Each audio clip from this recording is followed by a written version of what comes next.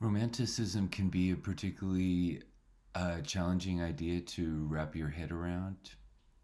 I mean, the literature itself is challenging, but I think the concept can be confusing because it romanticism is, on the one hand, a critical movement, revolutionary movement, subversive, invested in social change.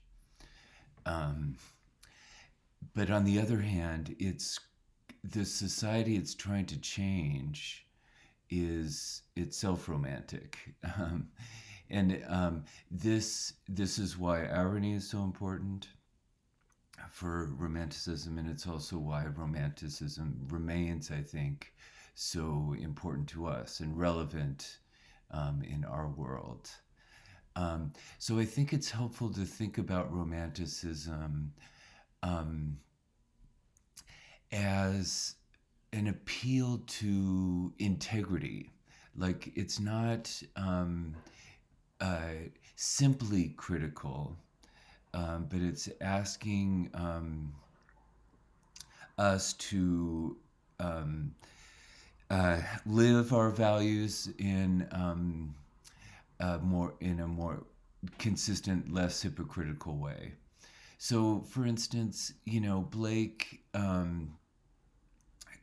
mocks uh, Christian ideals of pity, um, but it's not because he's against compassion. He's you know uh, very invested in communal feeling, but just on a much more radical and, I think, what he would say honest level.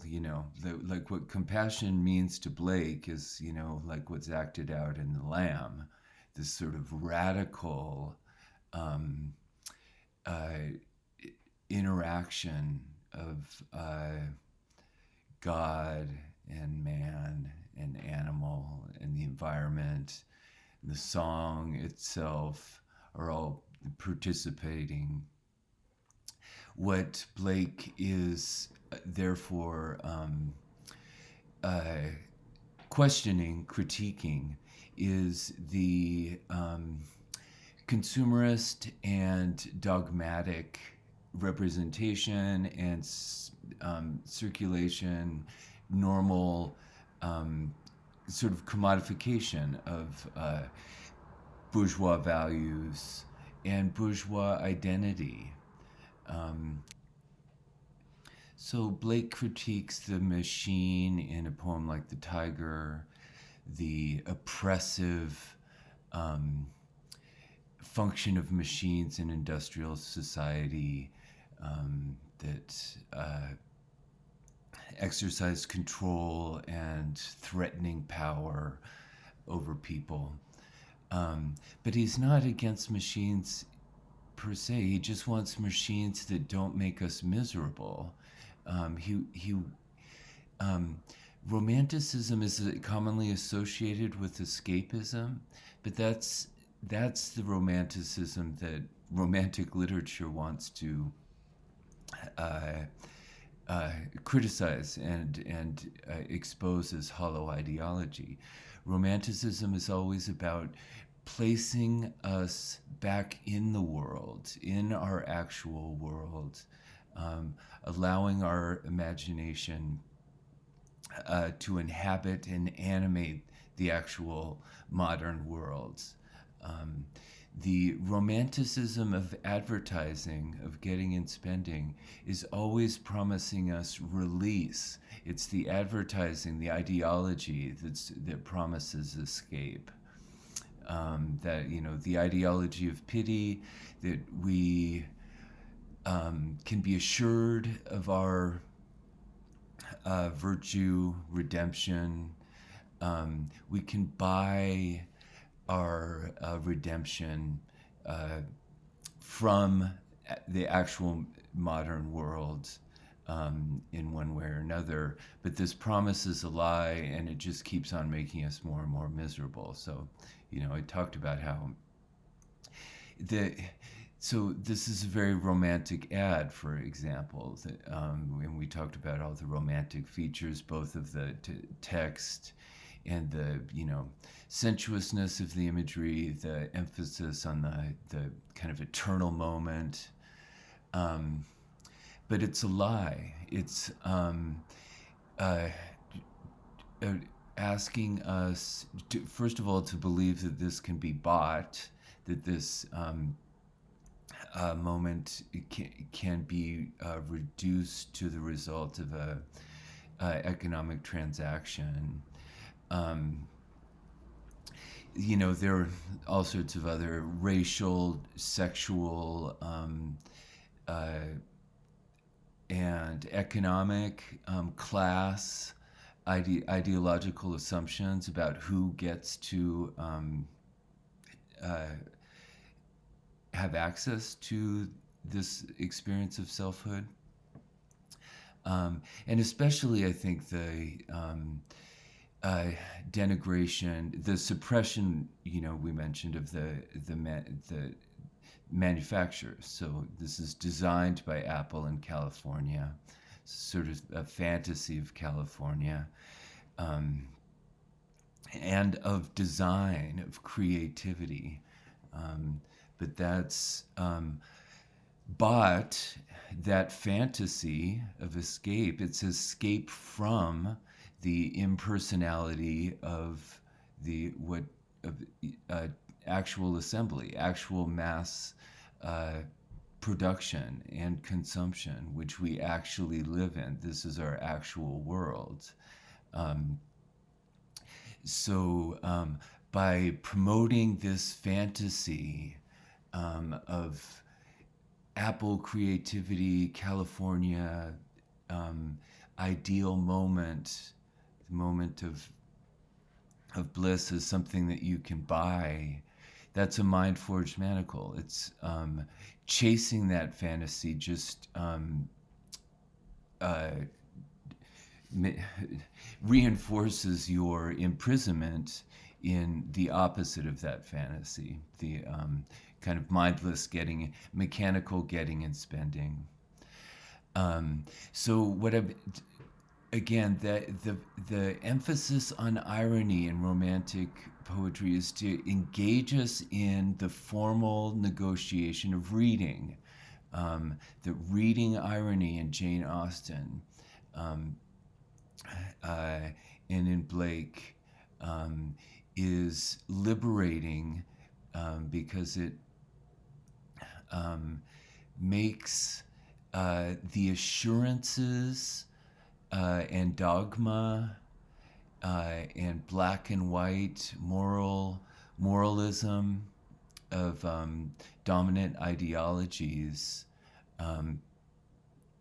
fluid and questionable, and opens up new possibilities of seeing society and communicating, creating community through the communicating these ironies, these complexities. That kind of communication is what Blake wants to mobilize, just like Jane Austen. Reading ironic novels of society that are very much aware, like Blake, of the social realities, but opening up new perspectives on them, communicating those perspectives is liberating and even joyous. Here's a personal anecdote that may be helpful. Once I was traveling, had to stop over at an airport. I had a bunch of bags and was waiting to. I would think I was wanted to catch a bus, and I found a spot in the sun and was just sitting there. I think on top of my backpack and listening to music, and some policemen came by and questioned me, "What are you doing?" And I said, "I'm waiting for the bus."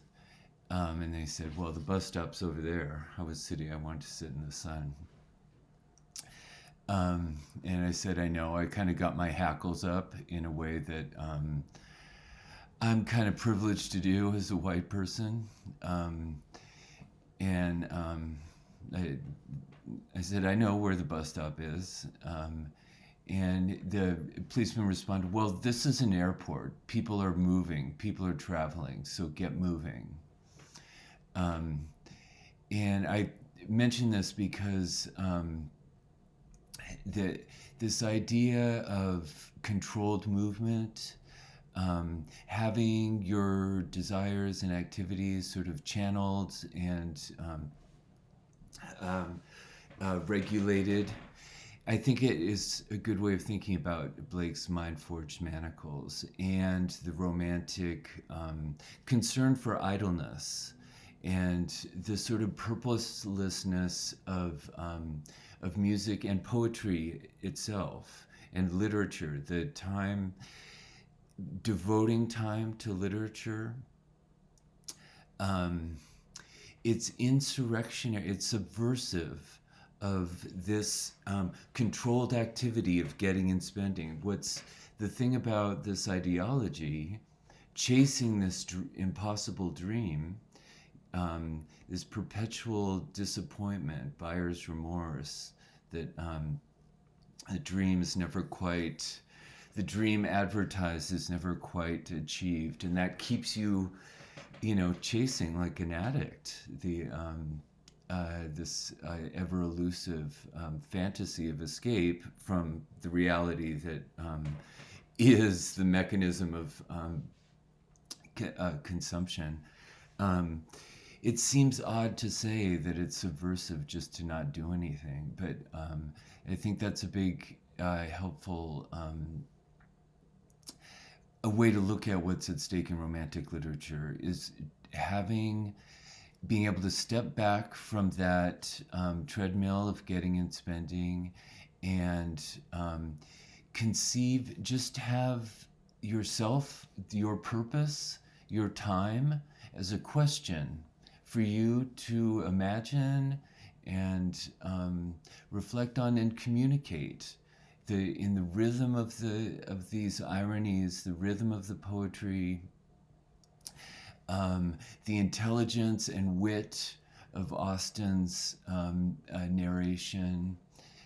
That, as minor, as marginal as it seems, is subversive because it circulates, it communicates new possibilities of community and communication that isn't so hardwired um, and you know, policed, regulated.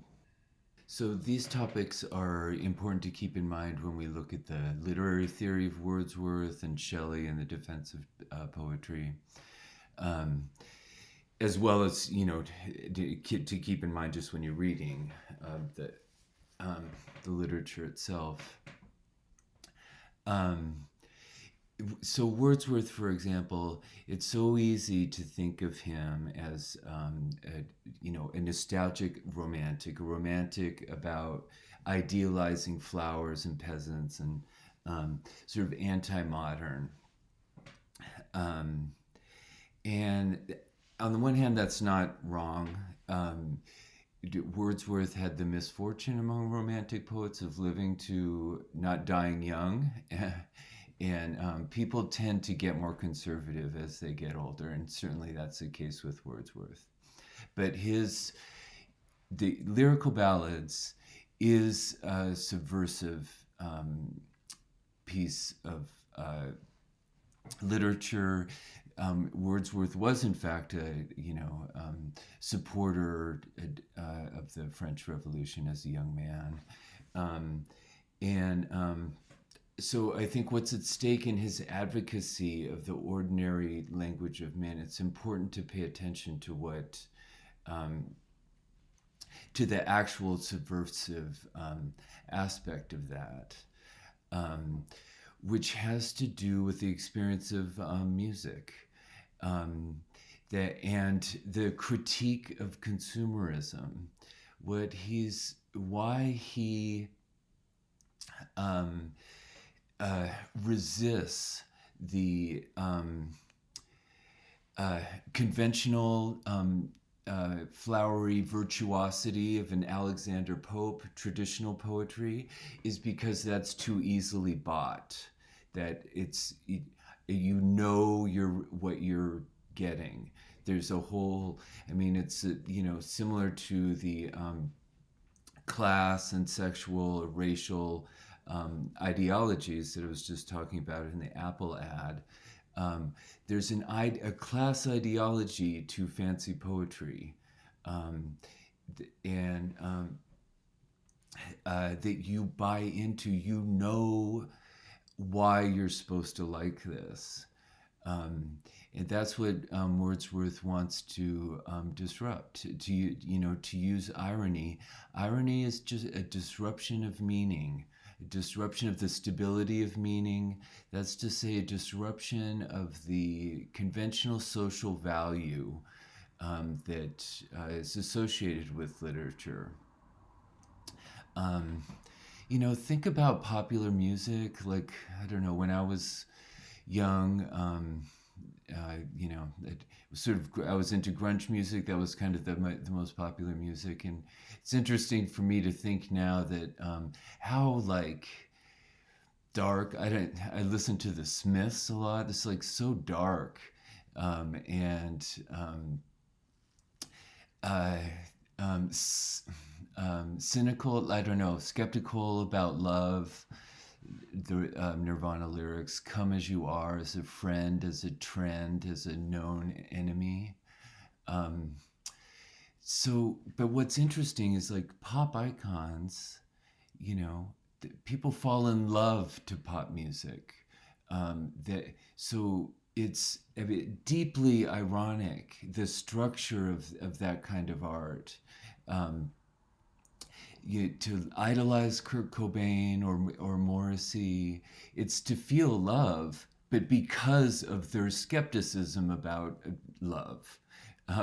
So they're using. May seem like a stretch to compare Wordsworth to Kurt Cobain. I already compared Wordsworth to that dancing, rapping squirrel. Um, But what I'm trying to point out is, I think, something familiar in a familiar signature feature of modern popular culture. It depends on irony. So um, that it's like memes that are interactive. It's interactive. If it's not, if it doesn't have that ironic edge of cleverness.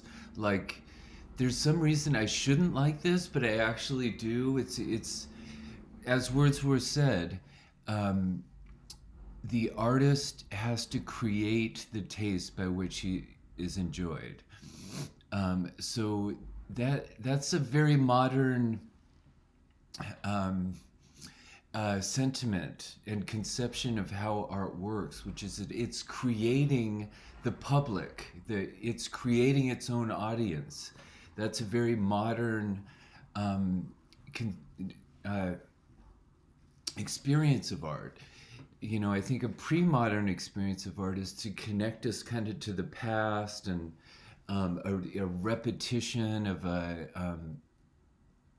traditional um, experience of the value communicated by art.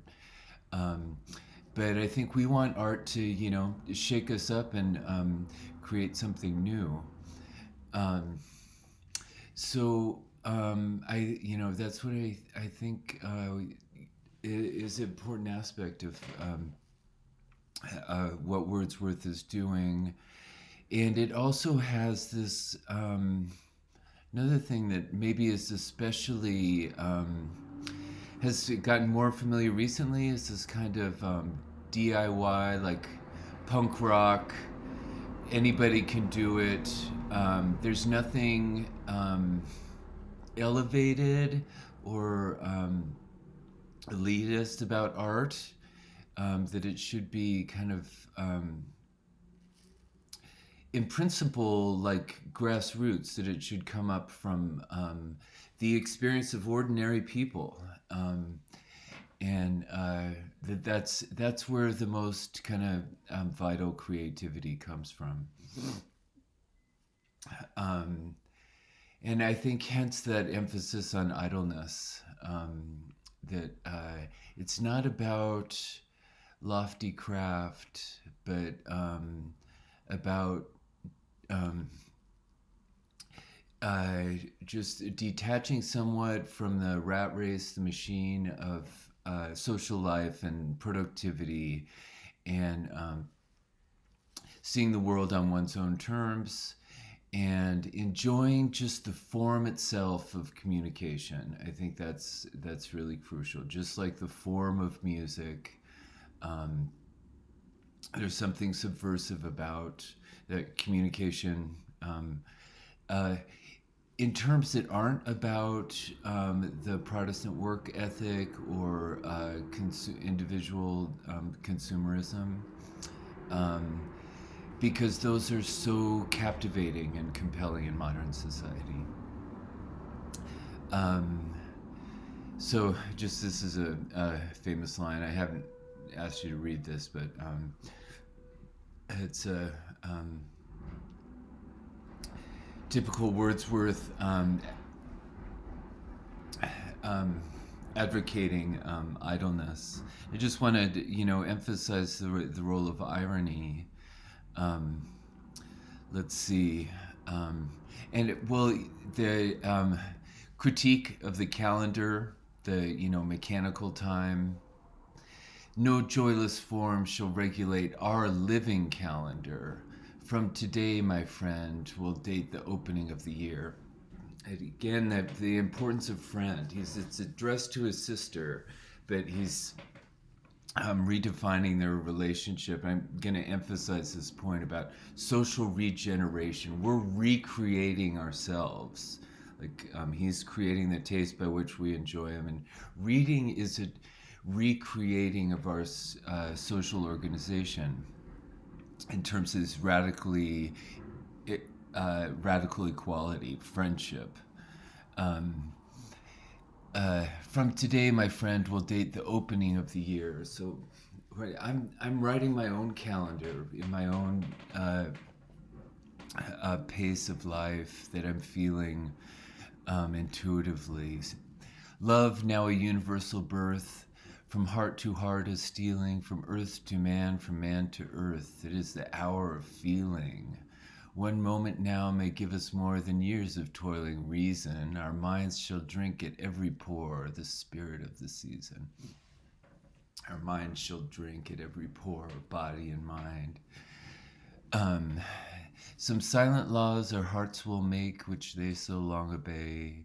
We for the year to come may take our temper from today, and from the blessed power that rolls about above, below, above, will frame the measure of our souls. They shall be tuned to love. Mm-hmm. So we're getting tuned by the poem. Remember, the world is too much with us. Has talked about the frustration of being out of tune with getting and spending.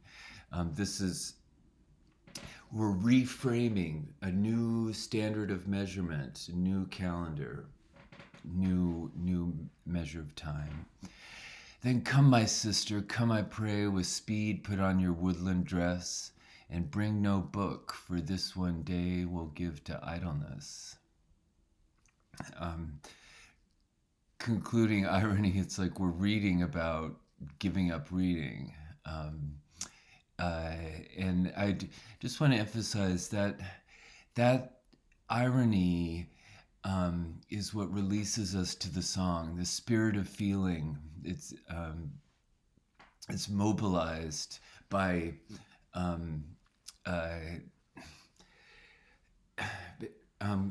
confounding the terms of the mind that would regulate our experience. Now that it's the poem doing it, that it's just mediating this overpowering feeling, organizing it, communicating it by way of its formal poetic measures. Um, the music becomes a measure, a new way of organizing life. In considering the social power of music, um,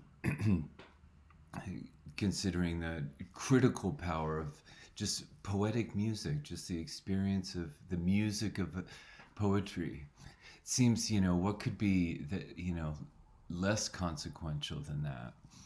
Um, but consider this, I've talked about poetry as the body language of language. It's making use of the material effects of language, how the words happen to sound. It's using these effects to push back on the abstract meanings of the words and play with them. um, but I think most people agree. Well, I don't know about most people, but a very compelling, widely um, shared conception of the origin of language is that it drew out of music. We communicated first by music, and then language developed out of that.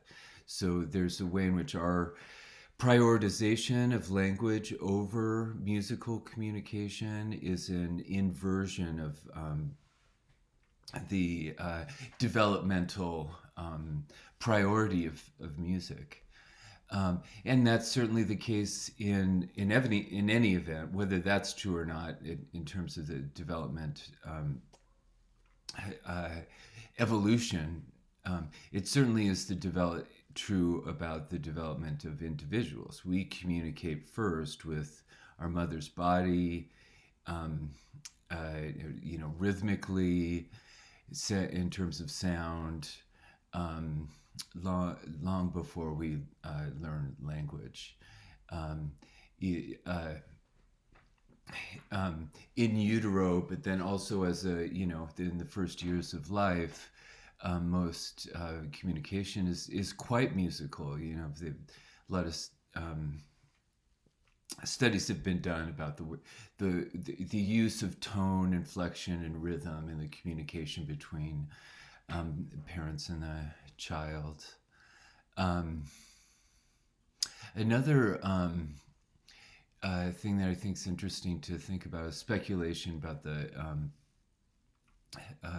origin of language. Has to do with the development of the humans' society. So we developed out of small tribal units into larger, social units like cities. Um, and the, the there's a hypothesis that music developed as a replacement for physical grooming, which was possible, a key means of social bonding in smaller groups. Um, that is, grooming one another. I've talked about, gossip as a kind of moral grooming. Um, this is it's a kind of social bonding. Like we tell stories about each other to um, put our intuitions and our feelings, our emotions and judgments kind of in sync. Um, Music is it's a way of coordinating bodies and emotions on a larger scale, that in a larger social unit that wouldn't accommodate personal grooming of everybody.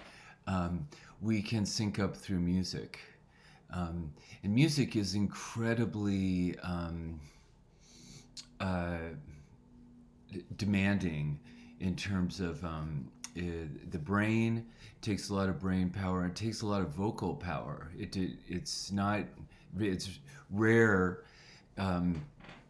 for animals to develop the capacity for song. So a lot of work gets put in on an evolutionary development into developing the capacity for music. And interestingly, we share this capacity with birds, but not with our closest primate. You know, chimps can't do it, can't sing, but birds can. We share this thing with birds that that music, the brain structures that control music. Um, Whales do very complex communication by way of music.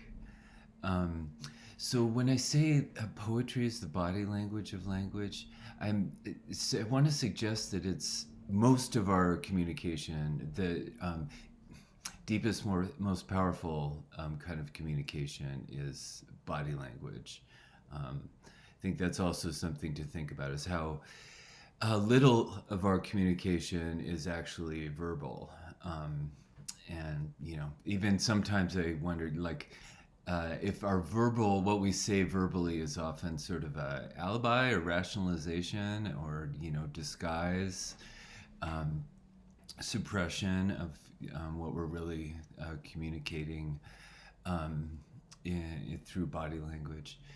Um, the Another thing to think about here, thinking about birdsong and whales, for example, um, has to do with the social um, nature of these species. So they're big. They use their song to coordinate socially. They're not just individuals, but uh, they are extending beyond themselves in their song and coordinating socially.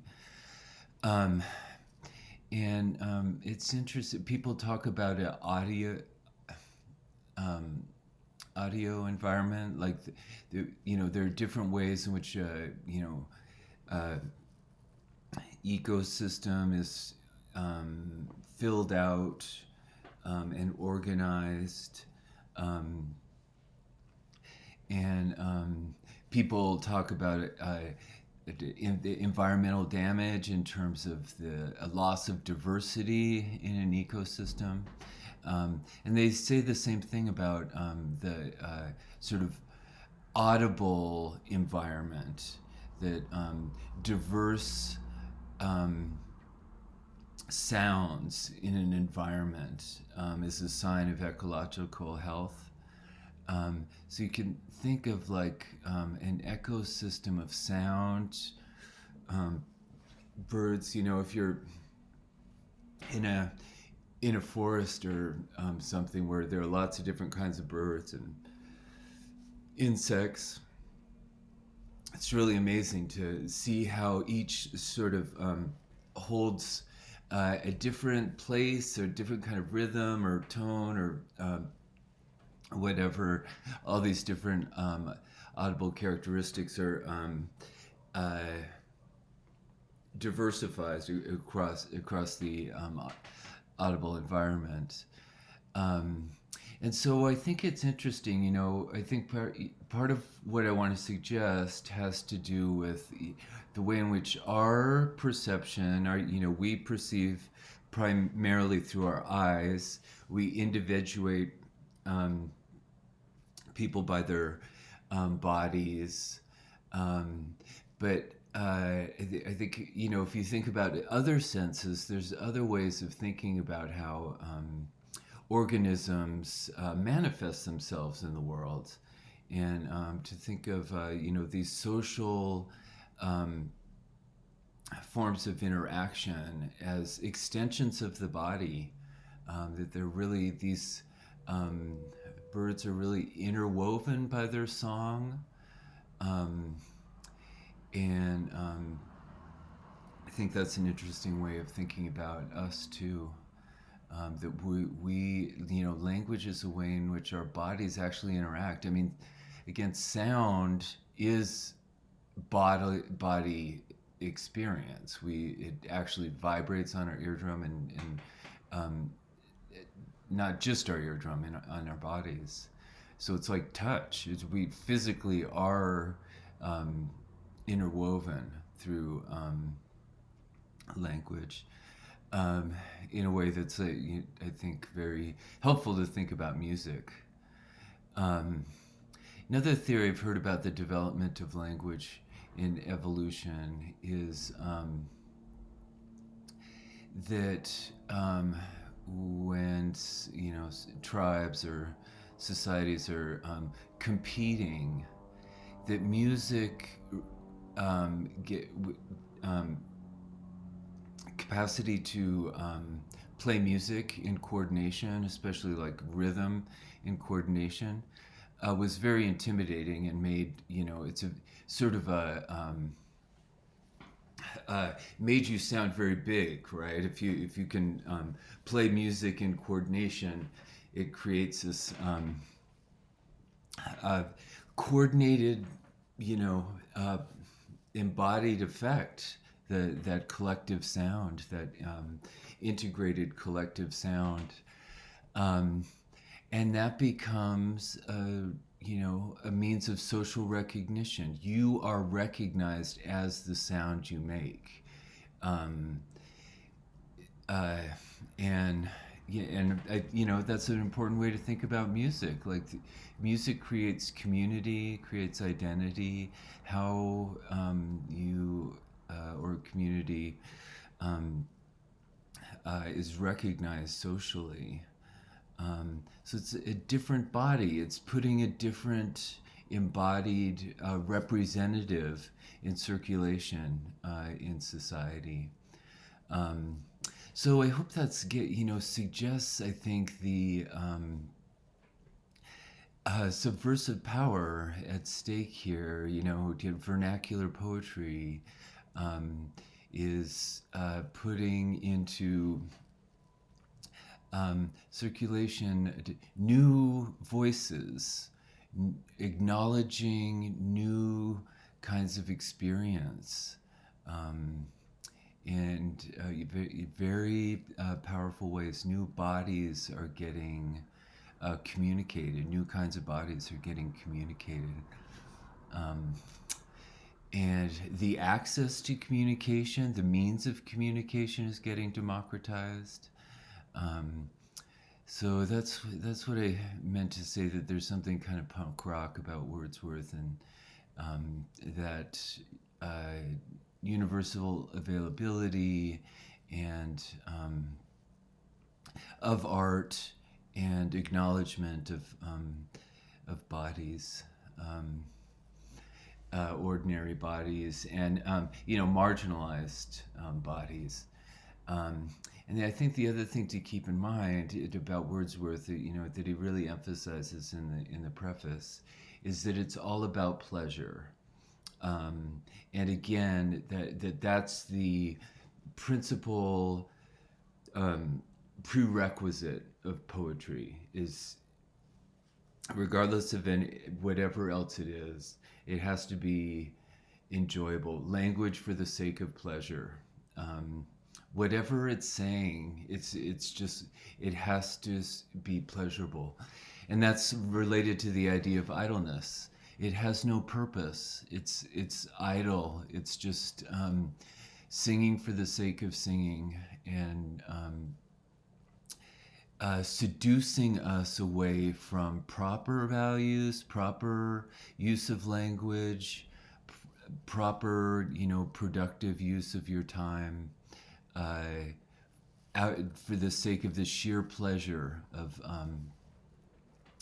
uh, the music, of the language, and the sheer pleasure of communication.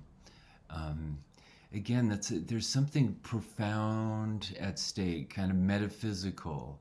We are saying who we are um, by communicating in this musical way. We're performing who we are. Think about the role of music in demonstrations.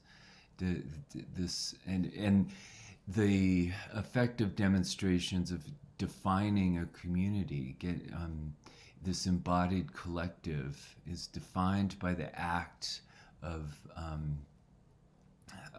collecting together, assembling. Um, it's true in terms of our bodies, our actual bodies, and I want to say it's true in terms of our literary communication. The principal source of poetic pleasure for Wordsworth, and maybe all pleasure, um, is what he calls the perception of similitude in dissimilitude. This principle is the great spring of the activity of our minds and their chief feeder. From this principle, the direction of the sexual appetite and all passions connected with it take their origin. It is the life of our ordinary conversation, and upon the accuracy with which similitude and dissimilitude and similitude are perceived depend our taste and our moral feelings. So this is what's at stake in irony, sort of toggling back and forth between different meanings. Communicating ironically means sharing that duality, that perception of similitude and dissimilitude, identity and difference. And that's what's at stake in music, into like syncopation, this a mind kind of reflecting on the body in a rhythmic way that can be communicated. That's again a kind of weaving together of embodied experience, the experience of mind, coordinating bodies like music does, in a way that our normal objective perception keeps bodies apart, or our conception of objective reality isolates us. So our verbal representation, normal verbal objective representation in language, insists on our individuation, as does our consumption and Protestant work ethic. It's all individuating. So this collective experience, pleasure of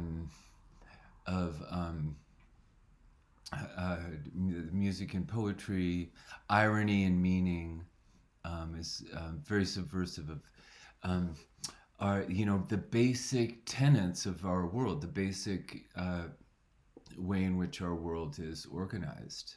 A helpful way to think about this experience of identity and difference is this duck-rabbit illusion discussed by the philosopher Ludwig Wittgenstein. I think I've mentioned it before. So what's interesting is that you can see the image facing one direction or facing the other as a rabbit or as a duck. But you can't see them both at once. So it has that kind of a musical form. You can toggle back and forth. That's the way it is with irony too. It's an experience of being unsettled with meaning. And that's also an experience of the activity of your own mind, the capacity of your mind to frame the world, to frame reality. So Wittgenstein uses this to talk about the difference between seeing that something is the case. I look and I see that this is my cup. That's an objective perception. But when we're looking at this drawing, we can see it as one thing or as the other. We have become alive to this freedom of the mind to draw its own correlations, its own associations, um, metaphors um, for perception, rather than just perceiving um, uh, in terms of knowledge, in terms of facts. This is that, and so on. We see as that's inherently poetic. We draw metaphors, similes, um, and I think that's really profound, and and it illustrates this basic idea of poetry that Shelley elaborates particularly in the Defense of Poetry, that poetry is not just a genre of literature, it's all creativity is poetic. Seeing the world as, pursuing, creating, frames the world in implicitly poetic ways, implicitly creative ways.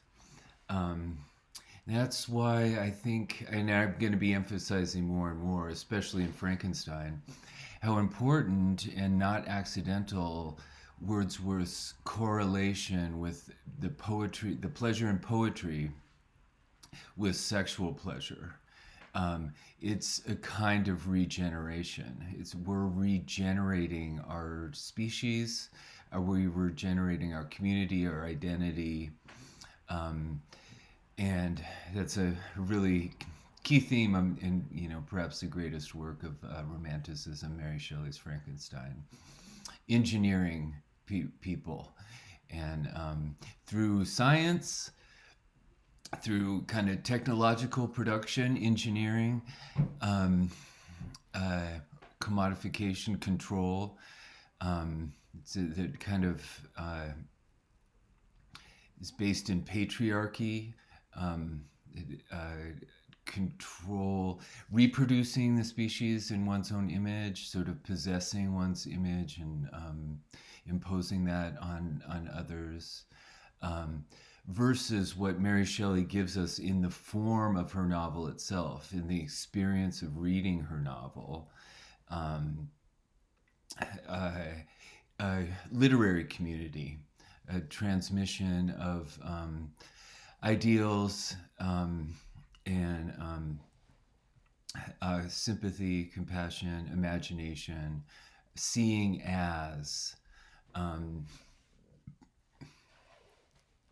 It's implicit. The gender politics are very crucial. I think the most crucial theme of Frankenstein, even more crucial than the theme of technology, and that the capacity for regeneration is correlated with the female reader of Frankenstein, the surrogate reader, Margaret Walton.